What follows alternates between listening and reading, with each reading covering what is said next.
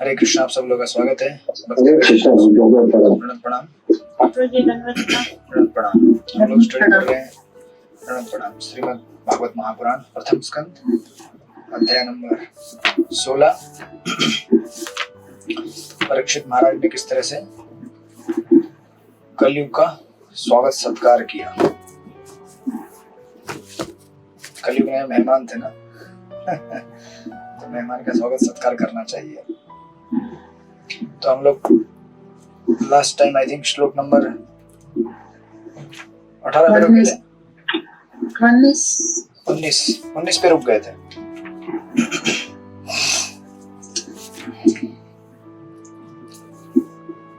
Okay. धर्म ने बैल के रूप में पूछा, हे महोदया, आप स्वयं स्वस्थ तथा प्रसन्न तो हैं, आप शोक की छाया से आवृत्त क्यों हैं? आपके मुख से ऐसा लगता है कि आप म्लान पड़ गई हैं। क्या आपको कोई भीतरी रोग हो गया है या आप अपने किसी दूर स्थित संबंधी के विषय में सोच रही हैं?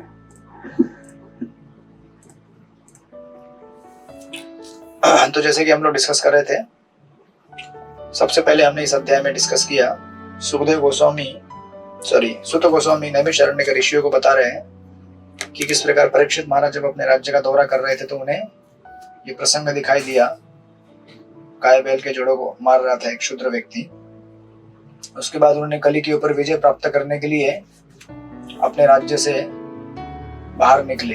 तो उनका दौरा करते समय ये और एक प्रसंग है जिसमें उन्हें दिख रहा है कि ये जो गाय है और बैल, ये दोनों एक दूसरे से प्रश्न उत्तर कर रहे हैं। तो भी आप बोलेंगे कि ये प्रश्न उत्तर कैसे कर रहे हैं? गाय तो बोलती नहीं है और बैल भी बोलता नहीं है, राइट? तो इन दोनों का जो अर्थ यहाँ पे दिया गया है, स्पेशली इस श्लोक में, गाय और बैल, तो गाय यहाँ पे रिप्रेजेंट कर रही है भूमि देवी को और जो बैल है वो रिप्रेजेंट कर रहा है धर्मा को, राइट? तो जैसे कि हम लास्ट टाइम डिस्कशन को आगे लेके जा रहे थे, अब जैसे कि यमराज एक ऐसे पर्सनैलिटी है जो भी गलत काम करते हैं उनको पनिश करते, राइट? उन्हें भी धर्मराज कहा जाता है एक तरह से। और युधिष्ठिर महाराज के जो पिता है वो धर्मराज है। तो अभी विदिन, जैसे अभी इसको समझाने के लिए अगर आप देखेंगे अपना एक लीगल सिस्टम, जैसे अभी इंडिया में या किसी भी कंट्री में अपना एक लीगल सिस्टम रहता है लॉ एंड ऑर्डर मेंटेन करने का, तो उसको आप क्या बोलते हैं? गृह मंत्रालय बोलते हैं? क्या बोलते हैं आप? होम मिनिस्ट्री बोलते हैं, राइट? और होम मिनिस्ट्री के अंदर फिर एक पुलिस का या फिर लॉ एंड ऑर्डर मेंटेन करने का एक बहुत बड़ा सेक्शन रहेगा, राइट? अब जब पुलिस कार्य करती है तो केवल ऐसा नहीं होता कि वो चोरों को पकड़ के पीटती है, नहीं ना बाकी बहुत सारे काम करती है, राइट? तो चोरों को पकड़ना उनके क्रिमिनल रिकॉर्ड के हिसाब से ये you can compare to Yamraj के पोस्ट से। एक विदिन बड़े लीगल सिस्टम के अंदर एक पुलिस डिपार्टमेंट होता है, पुलिस डिपार्टमेंट के अंदर एक सेक्शन होता है जो इस तरह से क्रिमिनल को पनिश करता है। उसी प्रकार ये जो धर्मराज है, धर्मराज एक पर्सोनिफाइड व्यक्ति है, पर्सनैलिटी है जो धर्म को मेंटेन करते हैं इस जगत में, लॉ एंड ऑर्डर को मेंटेन करते हैं, धर्म की स्थापना करते हैं, राइट? उन्हें धर्मराज कहा जाता है। और उनका कार्य यमराज के कार्य से भी कई अधिक गुना ब्रॉड है, विस्तारित है। तो ये धर्म ऐसी पर्सनैलिटी है जो यहाँ पे एक दूसरे पर्सनैलिटी से बात कर रही है और वो है भूमि। और भूमि ने रूप लिया है गाय का, राइट? और अगर हम अभी देखेंगे यहाँ पे रिलेशनशिप, धर्म और अर्थ का रिलेशनशिप क्या है? अभी धर्म जो है बैल के रूप में गाय को अनेक प्रश्न करेंगे कि आपके दुख का कारण क्या है। तो अगर हम इसको क्लोजली अगर एनालाइज करते हैं, धर्म और पृथ्वी, इन दोनों का बहुत कनेक्टेड संबंध है, क्योंकि पृथ्वी की प्रॉस्पेरिटी धर्म के पालन से होती है। हमारा पृथ्वी जो है, यानी कि कोई भी इस भौतिक जगत में कोई भी क्षेत्र हो या कोई भी जगह हो, अब हम पृथ्वी कहते हैं, बाकी लोग इसे विश्व कहते हैं, संसार कहते हैं, दुनिया कहते हैं, जो भी है, इसका प्रॉस्पेरिटी किसके ऊपर डिपेंड रहता है? जितना हम धर्म का पालन करते हैं उतना हम प्रॉस्परस रहेंगे, राइट। हालांकि भौतिक जगत की जो समस्याएं हैं, जन्म मृत्यु जरा व्याधि, वो तो बनी रहेंगी, बट इवन भौतिक दृष्टिकोण से अगर हमको जीवन अच्छा जीना है, हमारी जो भौतिक जरूरतें हैं वो अगर हमें प्राप्त करनी है, तो भी हमें क्या चाहिए? धर्म का पालन करना जरूरी है। जैसे आजकल लोग क्या बोलते हैं कि पृथ्वी को प्रॉब्लम हो रहा है या फिर इस संसार में प्रॉस्पेरिटी नहीं क्योंकि पोल्यूशन हो रहा है ना, पानी में पोल्यूशन हो रहा है, हवा में पोल्यूशन हो रहा है, या फिर जमीन में पोल्यूशन हो रहा है। अभी आप जानते होंगे, आज से कुछ साल पहले, मतलब 40-50 या 30-40 साल या 50 साल पकड़ लीजिए, उसके पहले जो खेती होती थी वो ऑर्गेनिक टाइप होती थी, मतलब गाय के गोबर से वो डाल के खाद बनाया जाता था। या फिर आपने पढ़ा होगा बुक्स में, अगर आपने कभी पढ़ा होगा तो, जो खेत रहते थे उस खेत के बाजू में बड़े बड़े पेड़ लगाए जाते थे बॉर्डर में। उन पेड़ से जो पत्ते गिरते थे वो पत्ते डिकम्पोज होके उसी से फर्टिलाइज मतलब खाद बनता था। तो आखिर आप जो कंपोस्ट वगैरह बनाते हो वैसे बनता है ना, डिकम्पोज करके, कोई भी ऑर्गेनिक प्रोडक्ट जो रहता है उसको, तो नेचुरली बनता था। लेकिन अभी तो कॉन्सेप्ट नहीं है, तो अभी आप खाद डालो, और खाद डालने से क्या होता है? जमीन का कैपेसिटी कम होता जाता है, और एक पर्टिकुलर लेवल तक ही आप उसको खाद डाल के उससे बाहर निकल सकते हो। बाद में वो जमीन सॉल्टी हो जाती है, क्षारीय हो जाती है। बरसाना किशोरी माता जी पढ़ाती होगी स्कूल में, पढ़ाते कि नहीं पढ़ाते? सब पढ़ाते हैं ना थोड़ा बहुत। तो जब जमीन ज्यादा ही केमिकल यूज करने की वजह से उसका सुपीकता बोलते हैं उसको, या फिर उसका फर्टिलिटी जो रहता है वो डिग्रेड हो जाता है। इवेंचुअली वो जमीन बंजर हो जाती है, कुछ उपयोग के लायक नहीं रहती। तो अभी लोग बोलते हैं कि हमारे दुख का कारण क्या है? पोल्यूशन हो रहा है, जमीन में इस तरह से पोल्यूशन हुआ, हवा में हुआ, पानी में हुआ। लेकिन इस पोल्यूशन का कारण क्या है? राधानंद महाराज कहते हैं कि बाहर जो हवा में पोल्यूशन होता है, जमीन में होता है, और बाकी जगह पोल्यूशन होता है, वो पोल्यूशन हमारे हार्ट में जो पोल्यूशन है उसकी वजह से होता है। तो हार्ट में पोल्यूशन रहेगा तो वही पोल्यूशन बाहर निकलता है, एक्सप्लॉयटेशन, अभी कुछ समय पहले एक मैं वीडियो देख रहा था कि किस, मतलब ये ऑफ कोर्स आपने कई बार देखा होगा, जेओएसडी कोर्स में दिखाया जाता है इस प्रकार, जो बेचारे बोल न सकने वाले पशु रहते हैं उनकी किस प्रकार निर्मम तरीके से हत्या की जाती है। जैसे आप खेती करते हैं चावल की, गेहूं की, वैसे ही ये एक नया एक उग्र कर्मा लोग लेके आए हैं, एनिमल एग्रीकल्चर, पशुओं की खेती करो। तो पोल्ट्री होती है, या फिर ये मछली पालते हैं, या फिर सुअर पालते हैं, ये सब अनेक इंडस्ट्री लेवल पे ये लोग, जैसे आप लोग झाड़ पत्ते उगा के उसको काट फूट के बेचते हैं, उसी प्रकार ये लोग इस प्रकार से इनको ट्रीटमेंट देते हैं। तो अभी आप विचार कीजिए कि अगर आप एक किसी जीव को खाली उसको मार के खाने के लिए पैदा कर रहे हो और उसको बड़ा कर रहे हो, कितना भयानक कर्म है वो। तो इससे प्रॉस्पेरिटी आएगी क्या पृथ्वी के ऊपर? और आजकल जो भी जितने भी दुख हैं मास लेवल पे और इंडिविजुअल लेवल पे, ये कहीं ना कहीं उसके परिणाम स्वरूप हम मिलते हैं। तो पृथ्वी और धर्म का एक क्लोज रिलेशनशिप है। पृथ्वी की प्रॉस्पेरिटी धर्म के पालन से होती है, क्योंकि पृथ्वी से अर्थ निकलता है ना, राइट। गीता में भगवान ने कहा है पर्जन्य अन्न संभव, यज्ञ भवति पर्जन्य, यज्ञ करोगे तो पर्जन्य, बारिश होगी, बारिश होगी तो खेत से अनाज निकलेगा। तो बेसिकली आप यज्ञ करोगे यानी कि धार्मिक जीवन जियोगे तो आपकी जरूरतें आपको मिलेंगी, और उसकी वजह से वर्षा होगी और आपको चावल निकलेगा, तो आप बेचेंगे या खाएंगे, जो भी है अर्थ मिलेगा आपको, उससे काम होगा, और फिर धीरे धीरे मोक्ष के बारे में सोचा जा सकता है। तो अभी जिस समाज में धर्म नहीं है वहां अर्थ भी नहीं है। आप लोग बोलते होंगे हमारे पास बहुत अर्थ है, लेकिन जैसे कि हमने प्रभुपाद के पर्पट्स में पढ़ चुके हैं पहले भी, ये सिविलाइजेशन आज का ऐसा है कि एक दो आदमी बड़े बड़े जो कैपिटलिस्ट हैं, बड़े बड़े बिजनेसमैन हैं, वही बहुत सारा ले रहे माल, और जो बाकी हैं वो 12-12 घंटा स्लॉक करते हैं। आप लोग जब ऑफिस में जाते हैं, या हम लोग, मैं भी काम कर चुका हूँ ऑफिस में, कॉलेजेस में लेक्चरशिप कर चुका हूँ, इंडस्ट्री में 12-12 घंटे का शिफ्ट रहता है। तो फिर इंसान के पास क्या बचा समय जब करने के लिए? हरे कृष्णा कृष्ण कृष्ण हरे हरे, हरे राम राम राम हरे हरे। जब आप 12-12 घंटा खटोगे फैक्ट्री में, और फैक्ट्री मतलब 12 घंटा ड्यूटी है, फैक्ट्री तक पहुंचने के लिए 1-2 घंटा लगता है लोगों को, विद इन मुंबई ऑल्सो। अभी लोग समझो अगर कोई विरार में रह रहा है तो उसको चर्चगेट आना है 2 घंटा आने के लिए, 2 घंटा जाने के लिए, यानी कि 16 घंटा हो गया। विचार कीजिए आप, 16 आवर्स स्लॉक करने के बाद क्या एनर्जी बचेगा उसके अंदर? वो किसके लिए?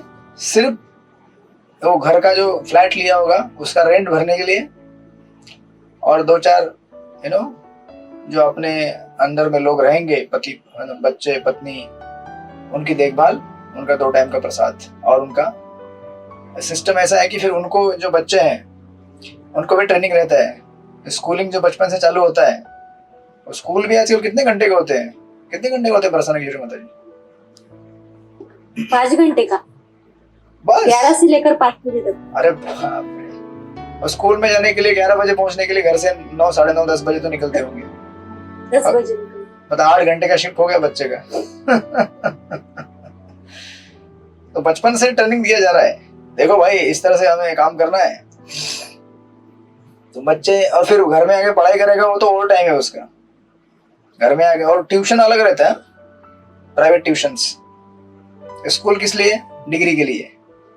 और ट्यूशन किसके लिए? पढ़ाई के लिए। सिस्टम हमने ऐसा बनाया है, इसीलिए प्रभुपाद कई बार कहते हैं ना कि इट्स अ मास एक्सप्लॉयटेशन। 1-2 लोग कमा के खाएंगे और बाकी सब लोग बेचारे स्लॉक करते रहो। तुम लोग 12-12, 16-16, 18-18, 20-20 घंटे काम करते रहो। इस प्रकार धर्म करने के लिए काम है ही नहीं। अर्थ कहाँ से मिलेगा? अर्थ जो भी मिल रहा है वो अर्थ, मतलब उसको भोगने का टाइम भी किधर है आपके पास?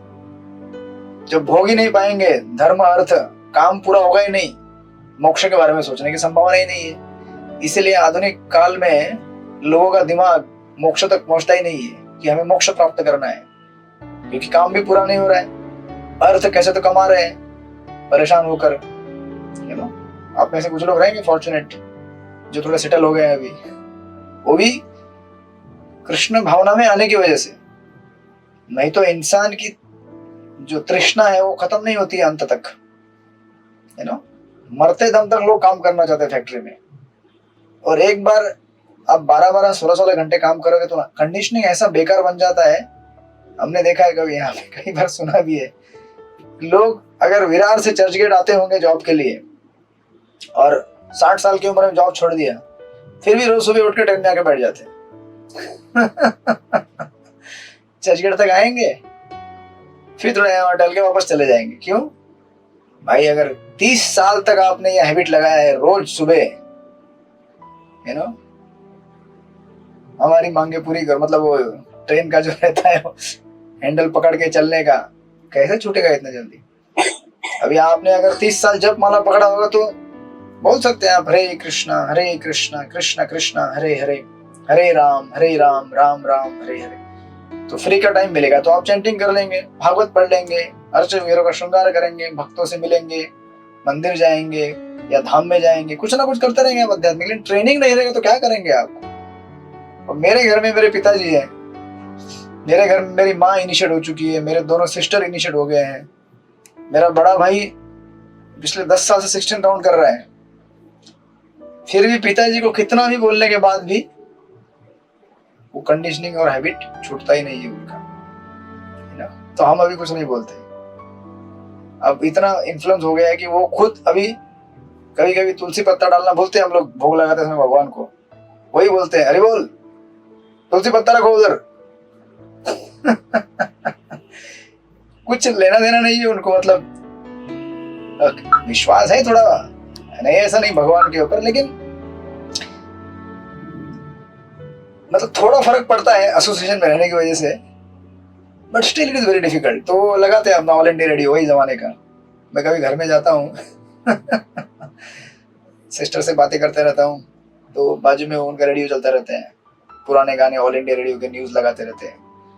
हालांकि जमाना कहाँ से कहाँ पहुंच गया है, लोग आजकल ब्रेकिंग न्यूज सुनते हैं मोबाइल टेलीविजन में, लेकिन ये अपना ऑल इंडिया रेडियो लगाते हैं, विविध भारती लगाते रहते हैं, सुनते रहते हैं, वही गाने लगाते रहते हैं। अभी घर में जाओ तो अभी बोल भी नहीं सकते, बोलेंगे तो जो भी कर रहे हैं हम लोग वो भी डिस्टर्ब हो जाएगा, इसलिए हम लोग, मैं भी सुन लेता हूँ मेरे गाने, चलो आप लगाते रहो, हम लोग अपना बातें कर लेते हैं फिर। तो इस तरह से मतलब हम लोग ऐसी आधुनिक सभ्यता में हैं जहाँ पे प्रॉस्पेरिटी का मूल कारण भी हमें मालूम नहीं है। विचार कीजिए तो फिर इंसान मतलब क्या तरक्की कर रहे हैं।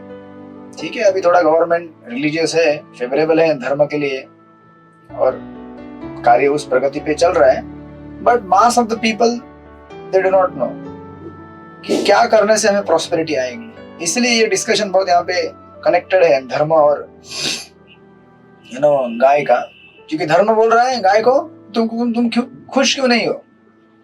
ये धर्म गाय बाद में बोलेगी, लेकिन इस अध्याय में अब ये सेक्शन में अभी वर्ष नंबर 24 तक ये सारे प्रश्न पूछते जाएंगे, राइट, धर्म प्रश्न पूछेंगे। तो अभी धर्म अगले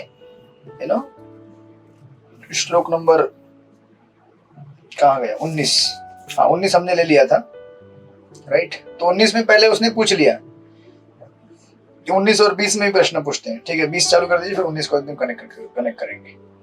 सृष्टिपति को पढ़िए 20 नंबर श्लोक। श्री कृष्ण प्रभु जी, धन्यवाद प्रणाम। पादे न्यूनम सोचसी मैं पादम आत्मानं वा वृषले भोक्ष्यमाणम् आहो सुरादीन हृतयज्ञ भागान प्रजा उत्स्वित मघवती अवर्षति। मेरे 3 पांव नहीं रहे और अब मैं केवल 1 पांव पर खड़ा हूँ।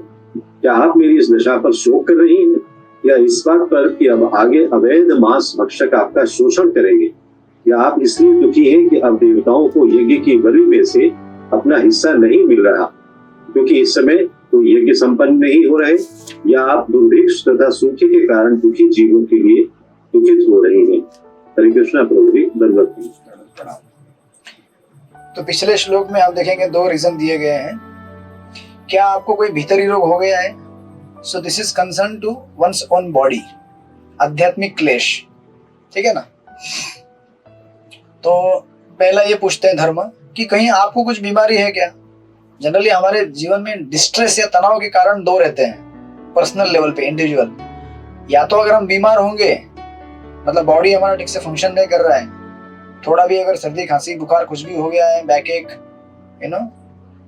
या हेडेक जो भी है, इन सिंपल कट हो गया आपके हाथ में तो भी अटेंशन उधर जाता रहेगा बार बार बार बार बार बार, बाकी तो छोड़ ही दीजिए। तो ये पहला हमारे तनाव का कारण है। दूसरा तनाव का कारण होता है, यहाँ पे बोल रहे हैं, या आप ये श्लोक नंबर 19 में पढ़ रहा हूं मैं, या आप अपने किसी दूर स्थित संबंधी के विषय में सोच रही हैं, यानी कि रिलेशनशिप में प्रॉब्लम, या तो आपके बॉडी के साथ कुछ प्रॉब्लम है, या तो आपके मेंटल लेवल पे कुछ तो प्रॉब्लम चल रहा है, किसी के साथ रिलेशनशिप खराब हो गया, या फिर जिस किसी से आपका ज्यादा स्नेह है वो व्यक्ति आपसे मिल नहीं पा रहा है, आपसे दूर कहीं है। कलयुग में तो यही अवस्था है, जैसे हमने लास्ट टाइम डिस्कस किया था। बहुत सारे लोग जॉब के लिए यहाँ वहां चले जाते हैं, घर से दूर। और ये सभ्यता मतलब ऐसा बना हुआ है कि आपको ऑब्लाइज करता है दूर जाने के लिए। हमारा स्टाफ ऊपर में देख रहा था मैं, उसका एक बेबी हो गया है। तो बेबी भी ऐसे हुआ कि माँ का पेट ऑपरेशन करके निकालना पड़ा उसको, बच्चे को बाहर। फिर निकालने के बाद आईसीयू में भर्ती था कई दिनों तक, फिर जाके सर्वाइव हो गया। तो आप विचार कीजिए कितना आसक्ति रहेगा उसके साथ और वो यहाँ पे तो मोबाइल में देखते रहता है। वो मोबाइल में बच्चा हाँ वो करता है, माँ दिखाती है, 1-1 घंटा बात करता है मोबाइल के अंदर। कुछ तो कलयुग का कुछ तो दिया उसने कलयुग ने कि चल भाई मोबाइल में देख ले, कम से कम घर तो नहीं जा सकता है। मतलब कभी कभी भौतिक प्रकृति इतनी निष्ठुर है कि आप जिन प्रियजनों के साथ रहना चाहते हो उनके साथ भी आपको रहने का अवसर नहीं मिलेगा। बट समहाउ कुछ एडजस्टमेंट करके चल रहे हैं लोग। तो ये दो कारण है, आध्यात्मिक और आदि दैविक, सॉरी आध्यात्मिक और आदि भौतिक। या तो आप खुद दुखी हैं अपने दुख से, या फिर आप दूसरे जीवों की वजह से परेशान हैं, positively negatively both. You know, किसी ने आपको कुछ बोल दिया, आपके मन में तनाव है, या फिर आप किसी से प्रेम करते हो, आपसे दूर रहता है। और इस 20वें श्लोक में फिर तीसरा कारण बताते हैं, मतलब पूछते हैं कि कहीं ऐसा तो नहीं है कि मेरे 3 पैर में से एक पैर खत्म हो गया है और इसकी वजह से आप दुखी हो क्या? You know, are you lamenting because of my 3 feet are cut? ना अभी क्या होता है, गाय और बैल, जैसे मैंने शुरुआत में कहा, धर्म और पृथ्वी एक दूसरे से बहुत कनेक्टेड है। जिस व्यक्ति से हम कनेक्टेड हैं, अगर उसको हम सडनली देखेंगे कि वो जो रहता है ना, हैंडीकैप लोग लेके चलते हैं, कर्चस बोलते हैं उसको, क्या बोलते हैं आप लोग, सडनली आप उसको ऐसे देखेंगे तो आपको कैसा लगेगा? दुख होगा ना। अगर आप उस व्यक्ति के साथ बहुत स्नेह से रहते आए हो, तो सडनली गाय अगर देखेगी कि बैल धर्म, उसके 3 पैर तो खत्म हो गए, एक ही पैर पे खड़ा है बेचारा, एक पैर पे खड़ा भी कैसे हो सकता है? जरा विचार कीजिए। ये एनालॉजी मतलब ऐसा है, और ये रूपान यहाँ पे निरूपण। तो ये कारण पूछ रही है, या फिर बैल पूछते हैं, धर्म पूछते हैं, कहीं इस बात पे तो दुख नहीं कर रही हो कि आगे से अवैध मांस भक्षक आपका शोषण करेंगे? अब पृथ्वी को इस बात से दुख क्यों होगा अगर लोग मांस भक्षण करेंगे तो? क्योंकि जितने भी जीव है सारे पृथ्वी के बच्चे हैं, बराबर। सबका भरण पोषण पृथ्वी करती है, चाहे वो इंसान हो या पशु हो।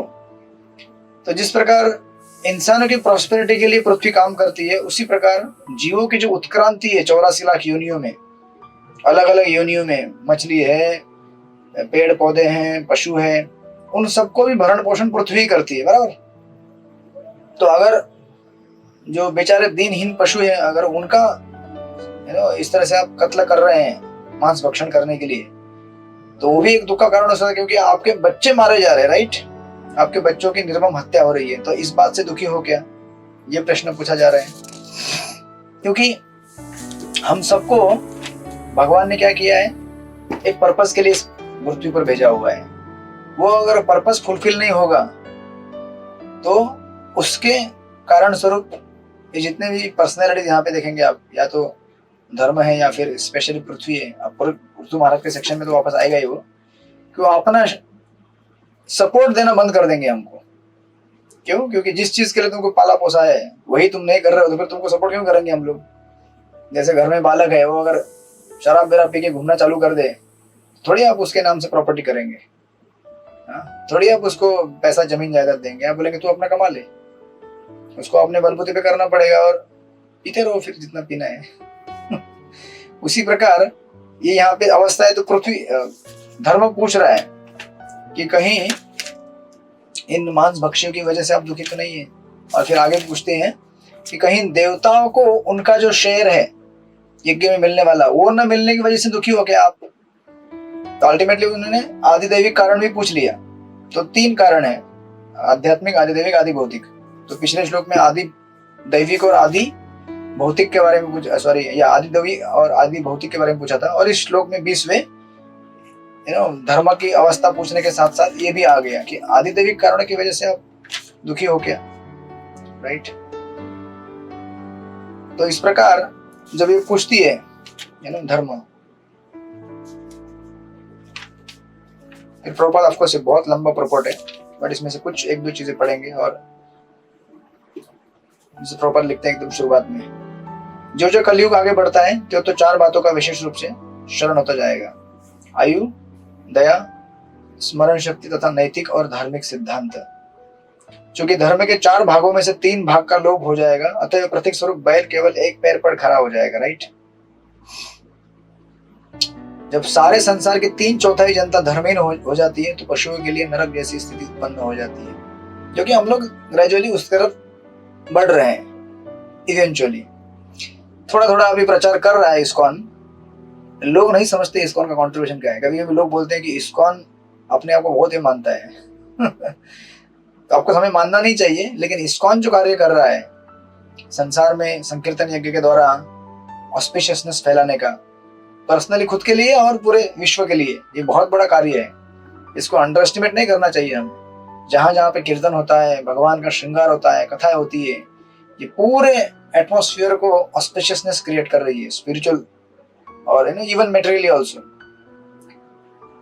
तो प्रभुपाद लिखते हैं, कलयुग में ईश्वर विहीन सभ्यताएं अनेक तथाकथित समितियों को जन्म देंगी, जिनमें ईश्वर की प्रत्यक्ष या परोक्ष निंदा की जाएगी। राइट। तो आप देखते हैं ऐसे कई लोग हैं, संगठनाएं हैं जो भगवान को नहीं मानते, और इस प्रकार इस संसार को और कष्टदायी बनाने का वो लोग क्या कर रहे हैं, प्रयास कर रहे हैं। एंड द नेक्स्ट पैराग्राफ में प्रभुपाद लिखते हैं इसके बारे में, मांसाहार के बारे में। सामान्यतः मांस खाने वाले को म्लेच्छ कहा जाता है, किंतु सारे भक्षक म्लेच्छ नहीं होते। जो लोग शास्त्रीय आदर से मांस ग्रहण करते हैं वे म्लेच्छ नहीं होते, किंतु जो बिना रोक टोक के मांस भक्षण करते हैं म्लेच्छ होते हैं। अभी कलयुग में तो बॉम्बे में, इंडिया में रहने वाले लोग भी म्लेच्छ जैसे हो गए। नहीं, शास्त्रों का विधि विधान मांसाहार करने का भी एक पर्टिकुलर दिन में, जीवन मुझे याद है हमारे बचपन में मैं देखता था जब हम लोग थे वैसे, कि एक पर्टिकुलर तिथि के टाइम में वो देवी को चढ़ाया जाता था। बड़ा मेला लगता था गांव में उधर, और गांव की एक बड़े देवी का मंदिर रहता था, उस देवी के मंदिर को चढ़ा के वो मांस बांटा जाता था, देवी का प्रसाद बोलते थे। जिस आप गुण में रहेंगे वैसा प्रसाद खाएंगे, तमोगुणी प्रसाद तमोगुणी लोगों के लिए। बट एटलीस्ट स्क्रिप्चरली रेगुलेटेड थोड़ा कुछ तो है, लेकिन कलयुग में वैसा भी नहीं है। जैसे हमारा युग बढ़ते जा रहा है, और किसको खाने का किसको नहीं खाने का उसका भी कुछ ये नहीं है। राइट। तो उसको वहां पे प्रॉपर क्लैरिफाई करते हैं। And then of course finally अंतिम पैराग्राफ में प्रभुपाद यज्ञ के बारे में लिख रहे हैं, सॉरी आगे वाले पैराग्राफ में यज्ञ के बारे में लिख रहे हैं। एक चीज यहाँ पे बीच में सूत्र लिखते हैं प्रभुपाद लिखते हैं कि म्लेच्छगण अन्य पशुओं के साथ साथ बैलों तथा गायों को मारने के लिए कसाई घर स्थापित करते हैं, क्योंकि वे सोचते हैं कि फैक्ट्रियों की संख्या बढ़ाकर वे उन्नति करेंगे, और यज्ञों को संपन्न किए बिना तथा अन्न उपजाए बिना भी पशु मांस पर रह लेंगे। लेकिन उन्हें यह जान लेना चाहिए कि पशुओं के लिए भी उन्हें घास तथा वनस्पति उत्पन्न करनी होगी। मतलब इन लोगों के दिमाग में गोबर भरा हुआ है लगता है पूरा। वो इतना भी नहीं समझ पाते कि जिन पशुओं को वो लोग खाते हैं वो भी इस पृथ्वी के ऊपर ही निर्भरित है। राइट। मतलब इनडायरेक्टली हम लोग जिस चीज के ऊपर निर्भर है उसी चीज को हम लोग क्या कर रहे हैं, मतलब नहीं मान रहे हैं। राइट। अन्यथा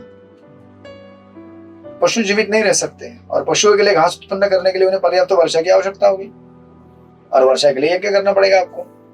यज्ञ करने के लिए आपको शास्त्रों में से विधि विधान लेने होंगे।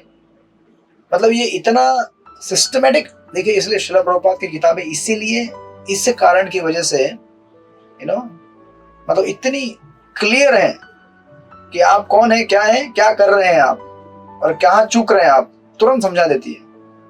मतलब इतना क्लैरिटी जो है मुझे नहीं लगता और किसी पुस्तकों में आपको मिलेगा पढ़ने के बाद भी। वेदों के गहन गहन सेक्शन, एक तो पहले वेदों को या फिर उसके अनेक अनेक भागों को समझना भी कितना कठिन है, लेकिन प्रभुपाद कितना सिस्टमेटिक, मतलब एकदम लोअर ग्रेड का आदमी रहेगा वो भी समझ पाएगा कि कहाँ उसका कनेक्शन बनता है शास्त्रों से और भगवान से।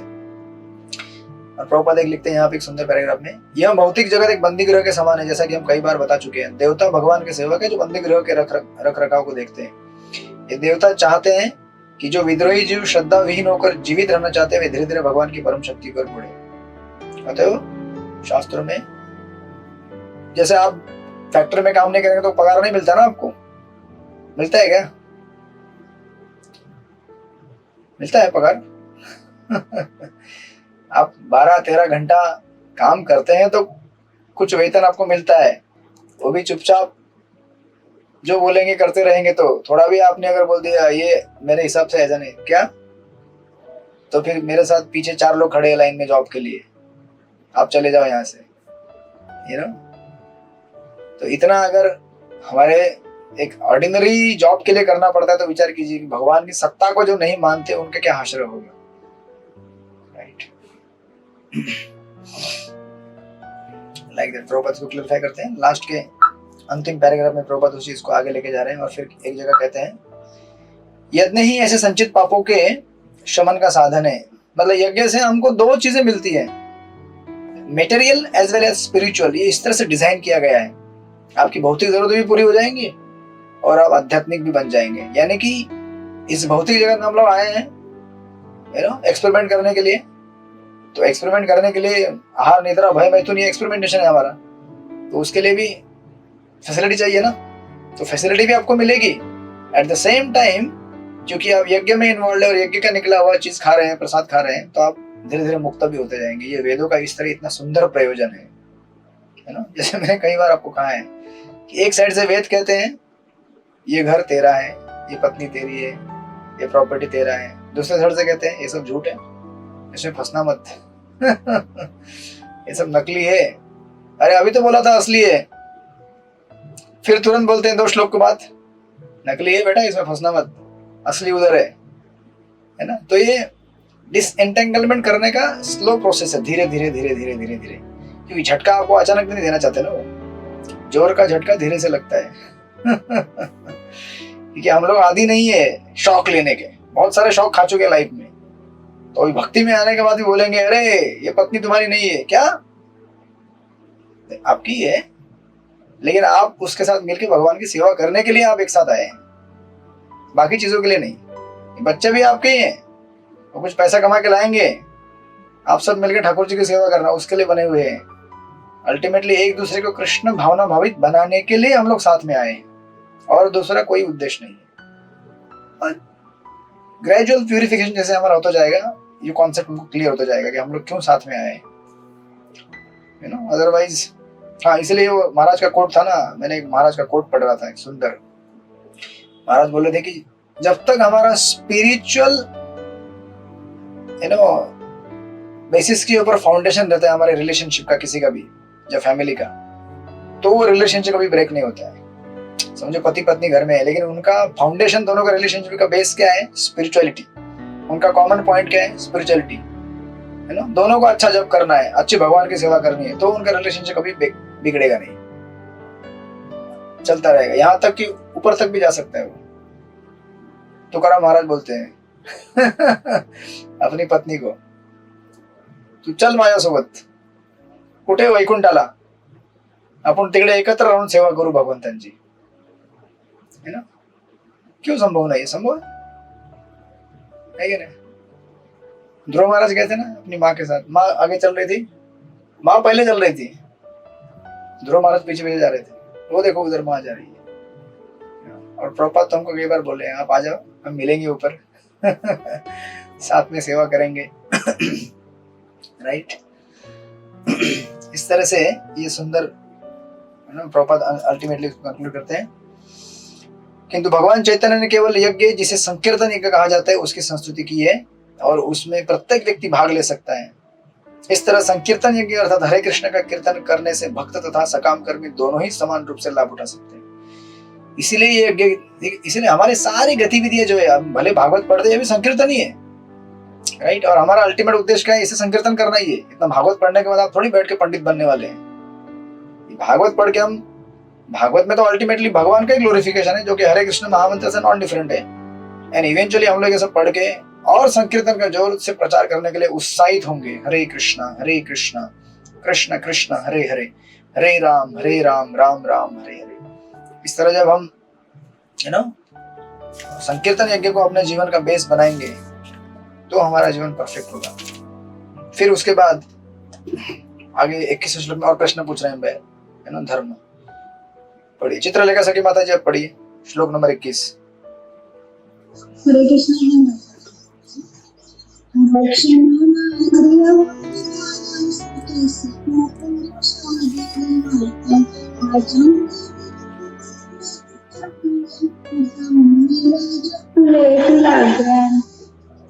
चारित्र्यहीन पुरुषांनी निराधार एकाकी अवस्थेत सोडून दिलेल्या दुःखी स्त्रिया आणि मुले यांनी तुला अनुकंपा वाटून दुःख होते आहे काय? किंवा धर्म तत्वांच्या उलट वर्तन करणाऱ्या ब्राह्मणांकडून देवी सरस्वतीची जी अवहेलना होते आहे, त्यामुळे तू कष्टी आहेस का? किंवा वैदिक संस्कृतीविषयी ज्यांना आस्था नाही अशा शासक कुटुंबांचा ब्राह्मणांनी आश्रय घेतला आहे हे पाहून तू क्षुण्ण झाली आहेस का? हरे कृष्ण. हरे कृष्ण.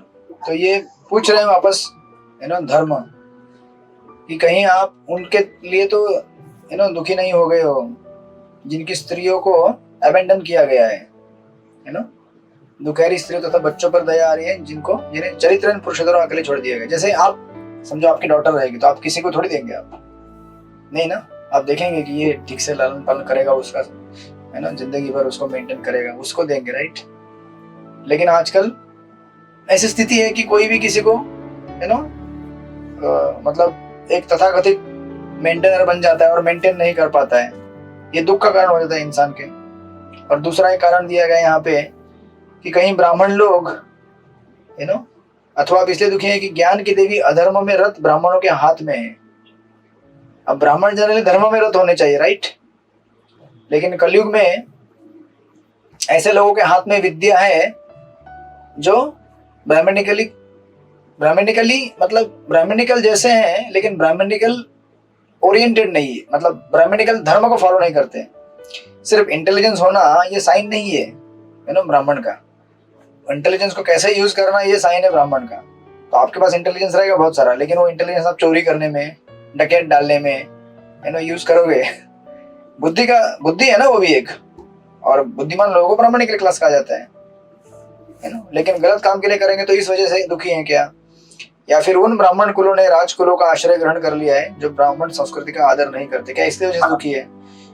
तो ये जो लास्ट दिया है ब्राह्मणों ने उन राजकुलों का आश्रय ग्रहण कर लिया है, यानी कि बेसिकली असत्संग. तो ब्राह्मण अगर इस प्रकार का असत्संग करेंगे तो डिग्रेड हो जाएंगे, राइट. तो क्या आप इस बात के लिए दुखी हो क्या? इस तरह से यहाँ पे प्रश्न पूछ रहे हैं इस श्लोक में. तो ऑफकोर्स प्रॉपर में इन सारे एलिमेंट्स के ऊपर एक एक करके बातें बताते हैं. इसमें से एक दो लाइन जस्ट पढ़ूंगा मैं. प्रभुपाद लिखते हैं ब्राह्मणों को, या बीच में प्रभुपाद लिखते हैं प्रशासन के शीर्षस्थ लोग वैदिक वांग्मय की नीतियों की भर्त्सना करेंगे और तथाकथित धर्मनिरपेक्ष राज्य का संचालन करेंगे. और तथाकथित शिक्षित ब्राह्मण ऐसे चरित्रहीन लोगों द्वारा खरीद लिए जाएंगे. यहाँ तक कि दर्शनवेत्ता तथा धर्म के अनेक पुस्तकें लिखने वाले भी सरकार से उच्च पद स्वीकार करेगा जिसमें शास्त्रों की आचार संहिता का तिरस्कार होता है. ब्राह्मणों को ऐसी नौकरी स्वीकार करने पर विशेष रूप से प्रतिबंध है, लेकिन इस कलयुग में वे केवल चाकरी स्वीकार करेंगे. अपितु यदि वह उत्तम मध्यम प्रकार की नौकरी होगी फिर भी वे ऐसी सेवा करेंगे. क्यों? क्योंकि पैसा चाहिए, राइट. तो ये सब कारण पृथ्वी धर्म से पूछ रहे हैं. फिर 22वें श्लोक में आगे पूछते हैं. कन्हैया प्रिया माता जी आप पढ़ेंगे श्लोक नंबर 22. हरे कृष्ण प्रभु जी. पांचांग पढ़ा. हरे कृष्ण पढ़िए. किमाचात्रिपदं कलिना उपशास्त्रं शस्त्रास्त्राणि वा तैर्वरोपितानि इति तक वाशन पानवासा इष्णान व्यक्ता उन्मुख जीवलोकम. इस तथाकथित प्रशासक इस कलयुग के प्रभाव से मोहग्रस्त है और इस तरह उन्होंने राज्य के सारे मामलों को अस्त व्यस्त कर रखा है. क्या आप इस कुव्यवस्था के लिए शोक करती हैं? अब जनता खाने पीने सोने तथा सहवास के विधि विधानों का पालन नहीं करती और वह सारे कार्य कहीं भी और कैसे भी करने के लिए संवत रहती है. क्या इस कारण से आप प्रसन्न हैं? हरे कृष्ण. हरे कृष्ण. तो ये भी एक प्रश्न पूछा जा रहा है कि इनकी जो जीवन है इतना इरेगुलर हो गया है कि ये आपके दुख का कारण है. ऑब्वियसली पृथ्वी के ये सारे दुखों का कारण है, लेकिन वो अपना उत्तर आगे जाकर देगी. प्रॉपर लिखते हैं जीवन की कुछ आवश्यकताएं ऐसी हैं जो पशुओं के समान ही है, यानी कि आहार निद्रा भय मैथुन. जो पशु उनको चाहिए वही हमको भी चाहिए. लेकिन प्रॉपर लिखते हैं ये शारीरिक अवस्थाएं मनुष्य तथा पशु दोनों के लिए है, लेकिन मनुष्य को इन इच्छाओं की पूर्ति पशु की तरह नहीं करनी चाहिए, अपितु मानव की भांति करनी चाहिए. जैसे प्रॉपर लिखते हैं कि अगर किसी के साथ सहवास करना है तो आप किसी थोड़ी सड़क में सबके सामने करोगे, राइट. या फिर आपको खाना पीना है थोड़ी रोड में बैठ के आप जमीन पे डाल के खाओगे उसको, नहीं ना.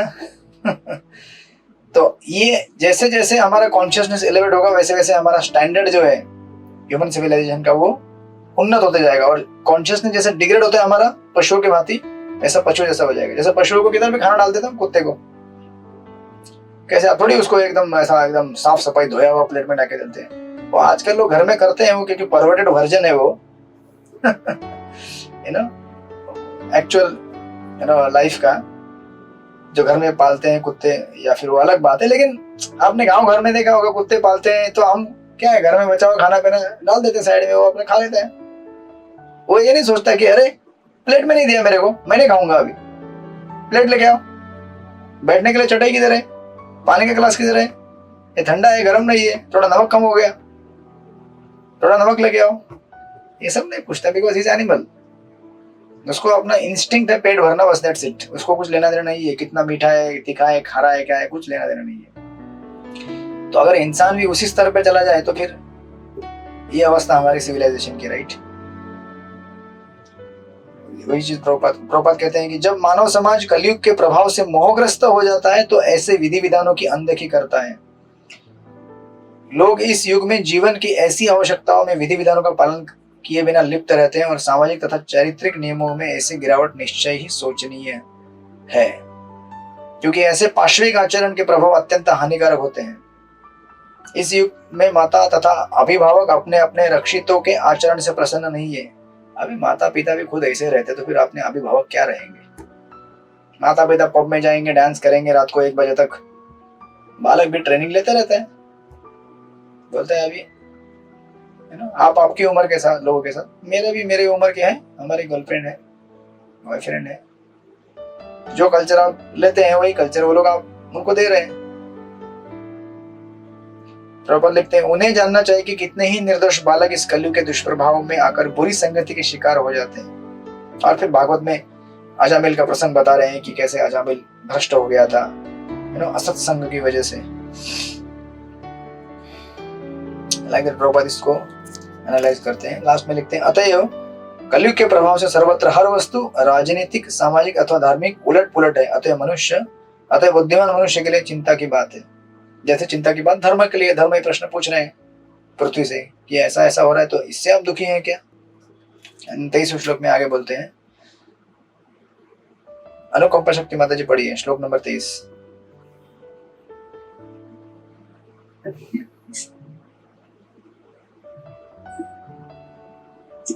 बुरी परावतारस्य हरे तरित्री अंतर्हितस्य स्मरति विसृष्टा कर्माणि निर्वाण विलंबितानि। हे माता पृथ्वी, भगवान हरि ने तुम्हारे भारी बोझ को उतारने के लिए ही श्री कृष्ण के रूप में स्वयं अवतार लिया। यहाँ उनके सारे कार्य दिव्य होते हैं और वे मोक्ष पथ को पक्का करने वाले हैं। yes. अब आप उनसे विहीन हो गई है, शायद अब आप उन्हीं कार्यों को सोच रही है और उनकी अनुपस्थिति में दुखी हो रही। हरे कृष्ण। हरे कृष्ण। तो अल्टीमेटली ये प्रश्न भी पूछ लेते हैं जो उनके दुख का एक कारण है महत्वपूर्ण, कि भगवान चले गए इसलिए आप दुखी हैं क्या, जो कि आपके लिए सबसे क्या है प्रिय व्यक्ति हैं, राइट, जो आपके भारी बोझ को उतारने के लिए 7 तारीख को अवतरित होने वाले हैं जन्माष्टमी के दिन में। अब वो आए और उन्होंने बोझ हल्का कर दिया, चले गए, तो आप दुखी हो गए हैं क्या। और प्रभुपाद परपट में सुंदर लिखते हैं कि जो गीता में श्लोक दिया गया है, जन्म कर्म च दिव्यम एवं वित्त तत्वता, भगवान के जन्म और कर्म इनको जानने से हम लोग जीवन से मुक्त हो जाएंगे। बस आपको तथाकथित मुक्ति प्राप्त करने के लिए बड़े बड़े अष्टांग योगी बनने की जरूरत नहीं है महाराज के एक लेक्चर में मैं उस दिन सुन रहा था, महाराज बोल रहे थे कि घर में एक सिंपल गृहिणी जो भगवान के लिए भोग बनाती है और घर का देखभाल करती है और चैंटिंग करती है, वो कई गुना ज्यादा एडवांस है एक योगी से, जो अपने खुद के मुक्ति के लिए कहीं गुफा में जाकर तपस्या कर रहा है और ब्रह्म के ऊपर चिंतन कर रहा है।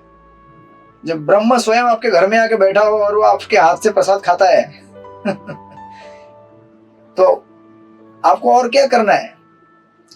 आपके घर में ब्रह्मा आके बैठ गए यानी कि अर्च वगैरह के रूप में, और आप उनको भोग खिला रहे हो और भोग खा रहे हो, और उस ब्रह्म को प्राप्त करने के लिए लोग जंगल में जाके ब्रह्म ब्रह्म करते रहते हैं, राइट। किसके लिए? केवल मुक्ति प्राप्त कर, भक्ति भी नहीं है, मुक्ति प्राप्त करने के लिए। तो उससे कई हजार हजार कोटि कोटि गुना एडवांस्ड है एक सिंपल गृहिणी घर में जो भगवान की सेवा कर रही है, भगवान का नाम जप कर रही है, राइट। तो अभी ऐसा होता है कि और एक प्रश्न पूछेंगे लास्ट अंतिम 24 में। ये भागवत में आप देखेंगे कई बार इतने सारे जो प्रश्न पूछे गए हैं, अर्जुन के टाइम में भी भगवान युधिष्ठिर महाराज अर्जुन से प्रश्न पूछते कई बार, है ना। ऐसा हुआ क्या अर्जुन, इसलिए दुखी हो क्या? जब हस्तिनापुर द्वारका से वापस आने के बाद क्या अर्जुन ऐसा हुआ इसलिए दुखी? कितने सारे प्रश्न है। आप बोलेंगे भागवत, ये भागवत है कि एक मनोवैज्ञानिक बुक है ना।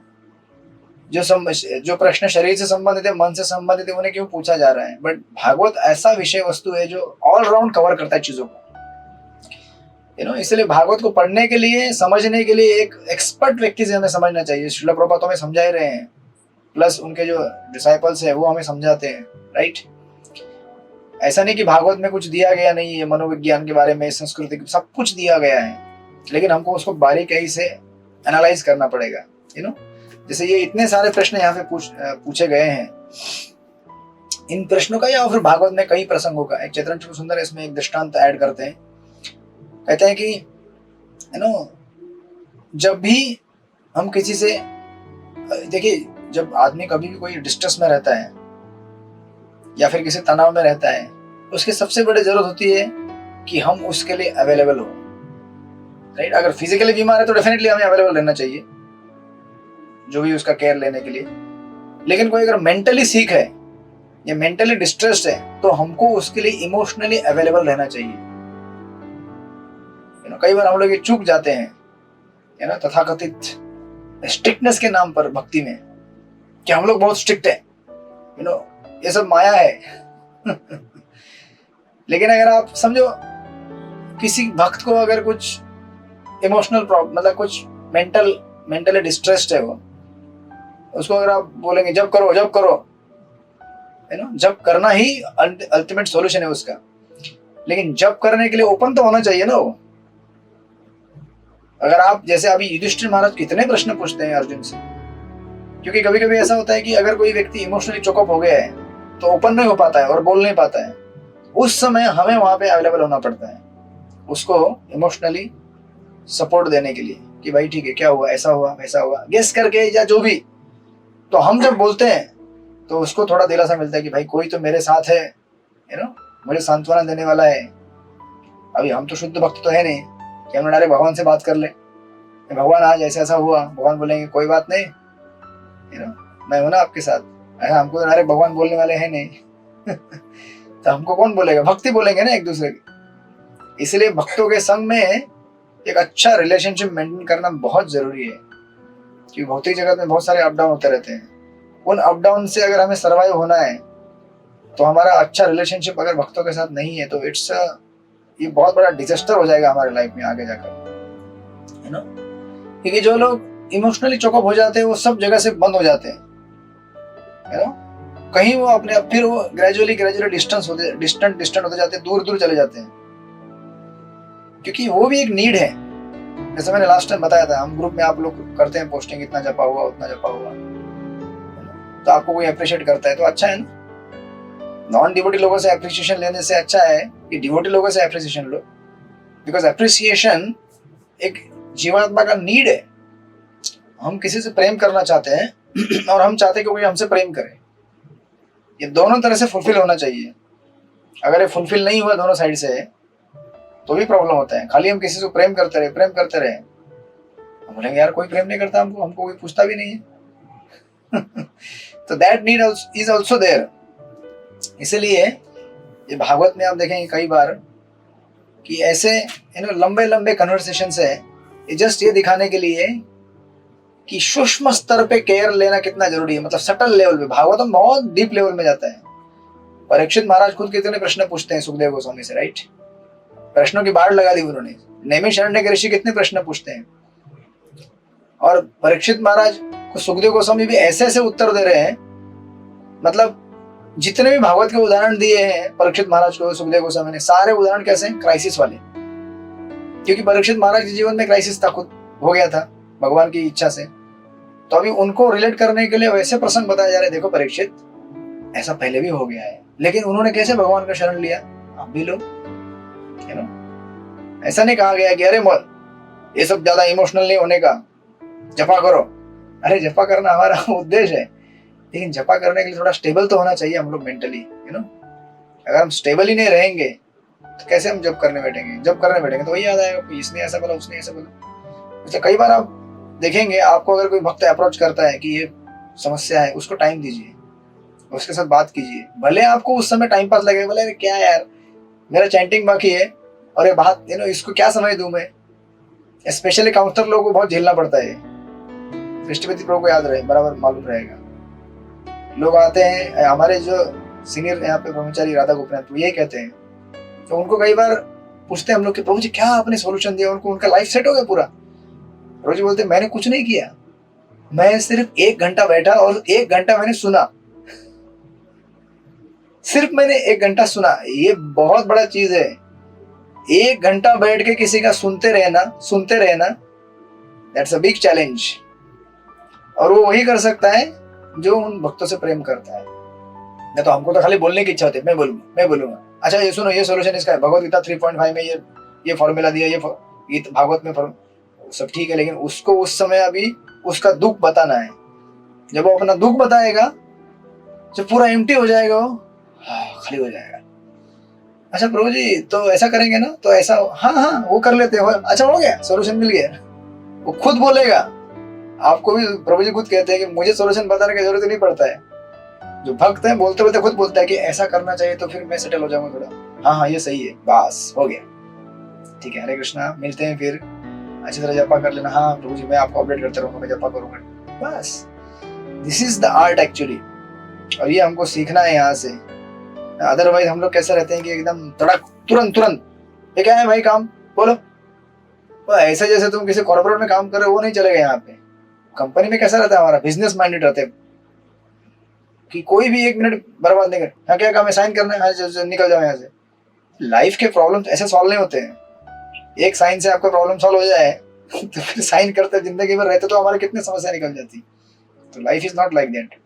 और स्पेशली डिवोटी कम्युनिटी में तो हमको ये स्पेशल केयर लेना पड़ेगा कि हम भक्तों को समय दें, उनसे बात करें, है ना। इसलिए देखिए अभी 24 का एक अंतिम पढ़ी है, उसको पूरा करके फिर हम लोग यहाँ पे स्टॉप करेंगे। राम भद्र हरि प्रभु पढ़ना चाहेंगे? राम भद्र हरि प्रभु। हरे कृष्ण जी, 24 नंबर का श्लोक अनुवाद पढ़िए। जी प्रभु जी। इदमक्षास्वत्वादिमूलं वसुंधरेण विकसितासि कालेन वाते बल्यां बल्लीयसा सुरार्चितं किम इदत अम्ब सौभगम। हे माता, आप सारे धन की खान है, कृपया मुझे आप उन कष्टों का मूल कारण बताएं जिससे आप इस दुर्बल अवस्था को हुई हैं। मैं सोचता हूँ कि अत्यंत बलवानों को भी जीतने वाले प्रबल काल ने देवताओं द्वारा वंदनीय आपके सारे सौभाग्य को छीन लिया है। हरे कृष्ण। यस, और फिर अंतिम में वो बोलते हैं कि कहीं जिस काल को कोई प्रतिकार नहीं कर सकता, उस काल ने आपका सौभाग्य छीन लिया है क्या, जिसकी वजह से आपके जितने भी ऑस्पिशियस चीजें थी वो निकल गई हैं। प्रभुपाद लिखते हैं, भगवान की कृपा से प्रत्येक ग्रह पूर्णतः सुसज्जित रूप में सृजित होता है, अतएव यह पृथ्वी अपने निवासियों के पालन हेतु आवश्यक संपत्ति से पूर्ण रूप से सुसज्जित है। और इतना ही नहीं, अपितु जो भगवान इस धरा पर अवतरित होते, सारी पृथ्वी सभी प्रकार के ऐश्वर्य से इतनी समृद्ध हो जाती है कि स्वर्ग के निवासी भी बड़े प्यार से इसकी पूजा करते हैं। लेकिन जैसे भगवान चले जाते हैं, क्या हो जाता है? सब कुछ गायब हो जाता है धीरे धीरे। अब विचार कीजिए, जब युधिष्ठिर महाराज के टाइम में भगवान थे, कितना प्रॉस्पेरिटी था, है ना। लेकिन आज भी भगवान अवतरित हुए हैं हरे कृष्ण महामंत्र के रूप में। हरे कृष्णा कृष्ण कृष्ण हरे हरे, हरे राम राम राम हरे हरे। और जितनी मात्रा में हम लोग उसका आश्रय लेंगे और बाकी भक्तों को प्रोत्साहित करेंगे उसका आश्रय लेने के लिए, और जैसे हमने डिस्कस किया, कभी कभी उनको समय देकर, उनसे प्रेम से बात कर कर, उनकी बात सुनकर, क्योंकि एक एक भक्त बहुत इंपॉर्टेंट है ना। कभी कभी हम लोग इतने मतलब क्या बोलते हैं उसको, इवन इस्कॉन के अंदर भी इतने स्टैटिस्टिक ओरिएंटेड हो जाते हैं कि हमारे काउंसलिंग ग्रुप में 200 भक्त हैं, हमारे काउंसलिंग ग्रुप में 400 भक्त हैं, है ना।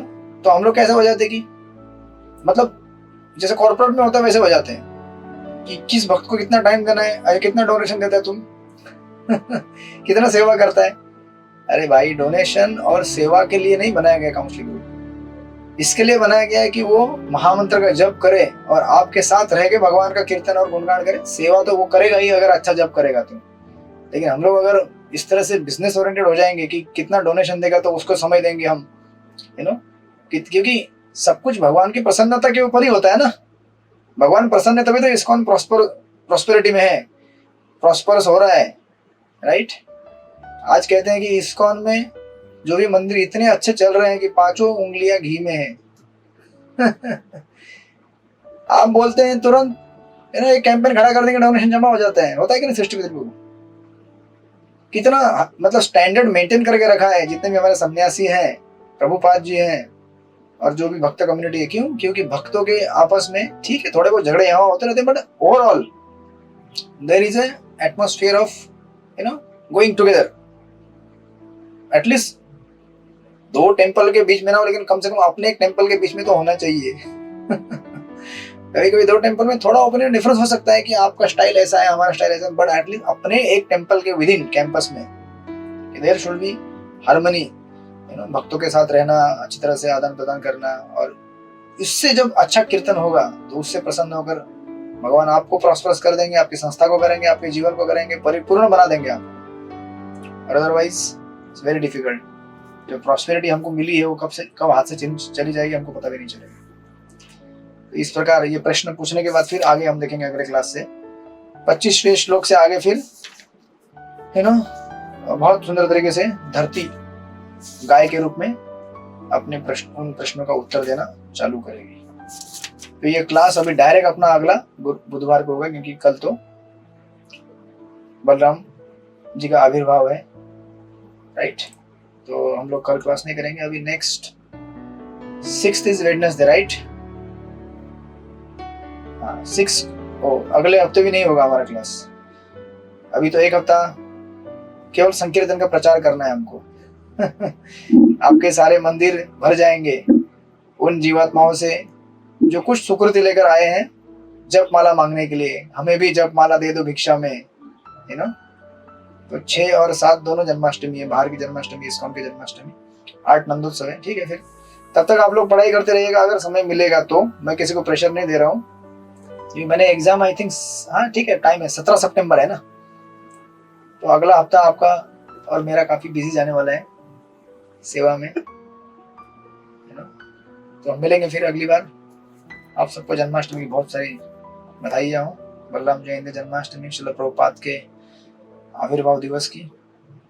बस इसी तरह से श्रीमद् भागवत का पाठ पढ़ते रहिए, मुझे भी आशीर्वाद देते रहिए कि मैं भी पढ़ते रहूं भागवत आपके साथ, और इस तरह से हम लोग संकीर्तन करते रहें। हरे कृष्णा कृष्ण कृष्ण हरे हरे, हरे राम राम राम हरे।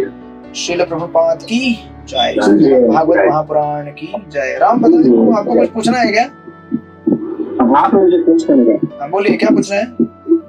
प्रभु जी, मेरा प्रश्न ये है कि जो श्लोक है ना, इसी श्लोक से लास्ट वाले से, कि ये जो जितने ब्रह्मांड है या जितने लोक हैं, सब जगह पे माया का प्रभाव है, खाली ये मृत्यु अपना पृथ्वी लोक में ही है? भौतिक संसार जो पूरा मटेरियल वर्ल्ड कहा जाता है, मटेरियल क्रिएशन, वहां हर जगह पे माया का प्रभाव है। ब्रह्म पर्यस्तम सर्वम मायामयम जगत, ये केवल अष्टकम में कहा गया। ब्रह्म पर्यस्तम, ब्रह्मा जी से लेकर घास के छोटे तिनके तक जो भी क्रिएशन में हुआ है, everything is influenced by Maya. In the sense कि वो हमारा विचार कि ये चीज हमें सुखी बना सकती है, ये हमारा विचार माया जनित है। इसमें से कोई भी चीज हमें सुखी नहीं बनाएगी। ये सारी चीजें हम भगवान की सेवा में लगाएंगे तो हमें सुखी करेंगी वो। तो अभी आपका प्रश्न क्या है कि राधा गिरधारी मंदिर भी माया से प्रभावित है क्या? कि नहीं, फिर मेरा प्रश्न ये है कि ये जो ब्रह्मांड है, जो लोक है, रसातल भूतल शरातल सब, या जितने भी ब्रह्मांड है, वो सबके सब जगह पे ये माया का प्रभाव है, खाली ये अपना पृथ्वी लोक में ही है? सब जो ये मेरा प्रश्न। 75% भौतिक जगत आध्यात्मिक जगत है, बराबर 60% और 25% भौतिक जगत है, तो पूरा 25% माया जनित है। जहां भगवान का कीर्तन गुरु शिष्य परंपरा के शास्त्रों का आदर्श का पालन होता है, वही माया थोड़ी दूर बैठी है, गई नहीं है, वो बाजू में खड़ी है। ये मत समझना कि माया चली गई है, वो बाजू में बैठी है। और जैसे आपने बोला आज मैं ठीक से जपा नहीं करूंगा, तुरंत क्या करती है? अटैक। आज आपने बोला थोड़ा सा चौपाटी का भेलपुरी खा लेता हूँ, तुरंत अटैक। माया हमारे लिए कहीं गई नहीं है, राधा केसरी मंदिर के अंदर ही बाजू में बैठी है, कोने में एक। वो क्या है? वो भगवान की दासी है, और वो पूरा she wants to make sure कि भक्त गड़बड़ ना करे। सिक्योरिटी है वो देखती है जो भी कोई भक्त थोड़ा गड़बड़ करता है, बस तुरंत उसको अटैक कर जाती है। हर जगह माया है प्रभु। आप जब करते हैं उस समय आपके बीड़ी बैग में एक तरफ बीड़ी बैग होती है, दूसरे हाथ में मोबाइल होता है। माया है आजू बाजू में, सामने सामने खड़े हैं एक दूसरे के। चॉइस आपके ऊपर है। जब भक्त हमारे साथ रहेगा तो भक्त बोलेगा प्रभु जपा करो, बाद में मोबाइल टिपते रहना। एक फिंगर निकलता ना वो बीड़ी बैग में से बाहर, तो हमारे भक्त कह रहे थे कि प्रभुपाद को भी सील कर देना चाहिए था। ये होल रख देना, वहां से वो उंगली बाहर आती है, तो उंगली से करते रहते लोग, हाथ में बीड़ी बैग और चलाते रहते हैं। बोले वो सील कर दो उस बैग को, अभी नया बीड़ी बैग इन्वेंट करेंगे हम लोग। उसमें उसको सील देंगे। उंगली नहीं, उंगली बाहर निकलेगी नहीं प्रभु, आप जपा करते रहो। वो विष्णु स्वामी संप्रदाय के लोगों का रहता है ना, वो बड़ा बीड़ी बैग, पूरा हाथ अंदर जाता है, इतना यहाँ तक रहता है अंदर, है ना जी। आपके हाथ का स्मार्ट वॉच भी दिखेगा नहीं। ऐसा बीड़ी बैग बनाना पड़ेगा तो फिर कुछ हो सकता है। हरे कृष्णा। ठीक है, तो मिलते हैं हम लोग। हरे कृष्णा। वांछा कल्पतरुभ्यश्च कृपा सिंधुभ्यो अनंत कोटि वैष्णव वृंद की जय। श्री जय। हरे कृष्णा। हरे कृष्णा। हरे कृष्ण। वैष्णव